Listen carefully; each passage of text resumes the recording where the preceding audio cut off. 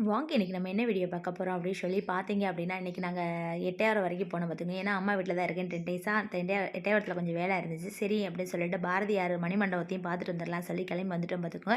ஏன்னா பாரதியை ரொம்ப பிடிக்கும். அதுக்கு முன்னாடி பார்த்தீங்கன்னா, நான் காலேஜ் படிக்கலைன்னா பாரதி பற்றி நிறைய கவிதை எழுதியிருக்கேன். அது மாதிரி கட்டுரை பேச்சு போட்டிலாம் அவர் பேசி நிறைய ப்ரைஸ்லாம் வாங்கியிருக்கேன். ஆனால் அவர் இடத்துக்கு போக முடியல அப்படிங்கிற ஒரு ஃபீலிங் எனக்கு இருந்துக்கிட்டே இருந்துச்சு.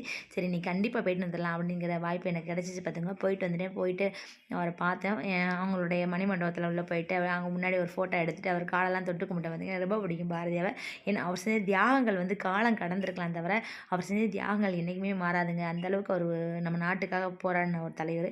அப்புறம் அவரை நினைக்கிறதே எனக்கு ரொம்ப பெருமையாக இருக்கும். எப்பயுமே அவரை பற்றி தான் நிறைய பேசுவேன். எப்போ பார்த்தாலும் ஒரு தலைப்புன்னு வந்துட்டு பாரதியை தான் எடுப்பேன் பார்த்துங்க. அந்தளவுக்கு அவர் ரொம்ப பிடிக்கும். சரி அவரை போய் பார்த்துட்டு வந்துடலாம்னு சொல்லிட்டு கிளம்பி வந்துட்டோம் பார்த்துங்க. அதுக்கு முன்னாடி நம்ம சேனலை முத பார்க்குறீங்கன்னா சப்ஸ்கிரைப் பண்ணிட்டு பாருங்கள். அப்போ தான் நான் போடுற வீடியோ உங்களை வந்து சேரும். நன்றி வணக்கம். அடுத்து ஒரு நல்ல வீடியோ சந்திப்போம். பாய்.